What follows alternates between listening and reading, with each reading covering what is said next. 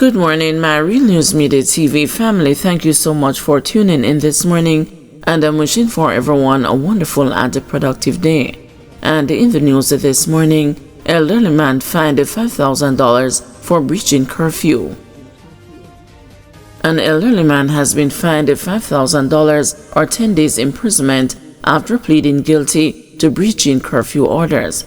Clinton Robinson appeared in the Kingston and the St. Andrew Parish Court on Tuesday, facing charges of disorderly conduct, breach of curfew, and resisting arrest. According to the prosecution, Robinson was found outside his Kingston community during curfew hours. When officers attempted to arrest him, he reportedly resisted and cursed at them. Presiding Judge Sancha Burrell, after hearing the charges, jokingly remarked that Robinson appeared to be a part of the Elbow Benders Club, a reference to drinking. Robinson claimed that the police forcibly placed him in the vehicle and disputed the prosecution's version of events, calling it untrue. Despite his protest, Robinson pleaded guilty to the curfew breach. He was fined $5,000 or 10 days in custody. However, he pleaded not guilty to disorderly conduct and resisting arrest. Those matters were subsequently transferred to the lay magistrates court for trial on June 17. Woman charged for stabbing man inside a police station in Old Harbor Bay remanded. A St. Catherine woman who allegedly attacked and stabbed a man while he was at a police station, filing a report against her following a fight, was remanded in the parish court on Friday. Abigail Morgan, who is a fish vendor, is answering a charge of wounding with intent. Parish Court Judge Janelle Nelson Gale remarked that granting bail to the accused could be a risk, as it takes a violent person to attack someone inside a police station. Morgan was then remanded to return to court on June 6. Allegations are that on April 17, Morgan and the man had an argument about the sale of fish while at the Old Harbor Bay market.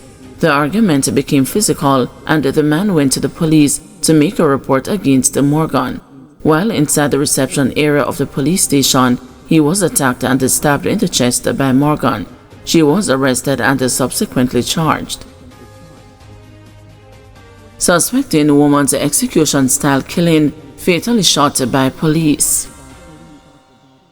The main suspect linked to the execution-style killing of a woman in the presence of her child in St. Catherine last month has been fatally shot by the police in Old Harbor. He has been identified as Jordan Kennedy. Kennedy was killed during a reported confrontation with the police along the Boodles Main Road Wednesday morning. It is reported that the lawmen intercepted a vehicle in which Kennedy was a passenger. The driver jumped from the vehicle and escaped. Kennedy reportedly challenged the police and was shot. A Glock 9mm pistol affixed with a magazine containing 3 rounds of ammunition was retrieved from him. He was listed as the main suspect in connection with the April 7 murder of 20-year-old Deja May Wright and the wounding of her 3-year-old child in Old Harbor. It was reported that armed thugs went to Miss Wright's home in Marley Mount and shouted police sometime after 4 a.m. Miss Wright was shot multiple times when she opened the door. Her 3-year-old son received gunshot wounds to his left leg. Investigators say a gang feud was behind the attack. PAJ concerned as Jamaica slips in press freedom ranking. The Press Association of Jamaica has said it notes with concern Jamaica's decline in the World Press Freedom Ranking. The PAJ said while the country remains among the top-ranked globally and the second in the Caribbean, the downward trend is a wake-up call that should not be ignored. The association added that it is important to recall that the country once held a top 10 position, reaching an all-time high of 6th place in 2020. According to the PAJ, the decline over the last 5 years underscores the urgent need for meaningful interventions to preserve the gains made and strengthen the country's commitment to press freedom. The report highlights a troubling erosion in the relationship between the media and the public institutions, especially the state. It cites a growing mistrust, limited transparency, and increase the economic vulnerability among newsrooms. According to the PAJ, these trends threaten to undermine the public interest journalism and democratic accountability. It cited the recent Supreme Court ruling in a defamation case against the Gleaner. The PAJ said the ruling raises serious concerns about how journalists will continue to benefit from legal protections that have long undergirded effective, timely and responsible coverage of parliamentary proceedings. It said this move undermines the long-established legal defense of principle of qualified privilege, which protects a journalist who fairly and accurately report on matters dismissed in Parliament. It warned that the use of the courts to sanction such reporting sends a chilling message to all journalists engaged in parliamentary reporting, adding that it is a direct threat to freedom of expression and the media's role as a watchdog. Jamaica's financial crime convictions hampered by limited resources, U.S. report. Jamaica continues to face difficulties in prosecuting and securing convictions in financial crime cases as law enforcement, prosecutors, and the judiciary struggle with limited resources. This is according to the latest International Narcotics Control Strategy report by the United States. The U.S. says while the government has made strides in enforcing the asset forfeiture provisions of the Proceeds of Crime Act, as well as convictions and forfeitures, financial crimes are often plea bargained, or prosecutors focus on predicate offenses to secure convictions. The report coming out of the U.S. spotlights money laundering in Jamaica as being largely perpetrated by organized criminal groups, some with links to powerful Jamaicans and influential people in the real estate and the motor vehicle sectors.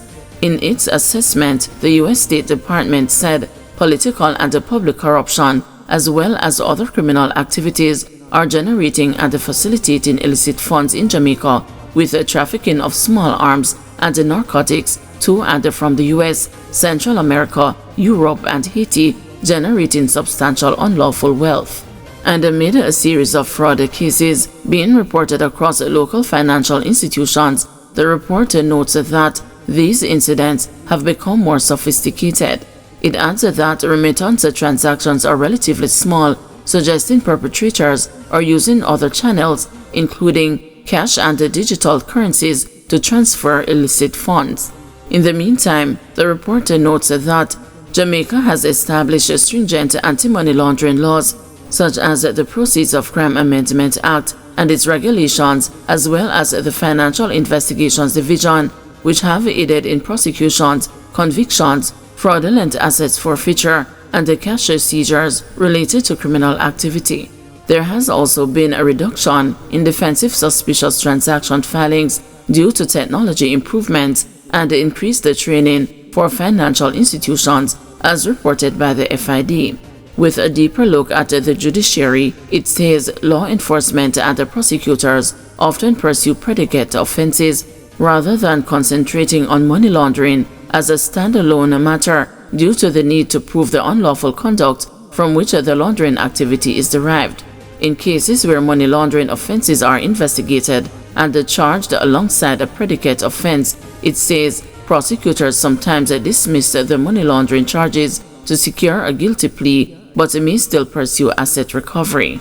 And despite reported improvements in the efficiency of the court system in 2024, leading to increases in cases introduced to the judicial system, lengthy delays in investigating and prosecuting cases continue to hinder the effectiveness of the judiciary. In conclusion, the U.S. says resource limitations, both financial and human, continue to hinder Jamaica's efforts to investigate and prosecute money laundering. The FID reported having only 83 staff members as at October 2024, well short of its target of 230 employees. From January to October 2024, there were 11 prosecutions and 8 convictions for financial crimes, and during this period, the FID seized $1.9 million in criminal assets. Guys, thanks for watching. Please join us this afternoon at 2 p.m. for another news update.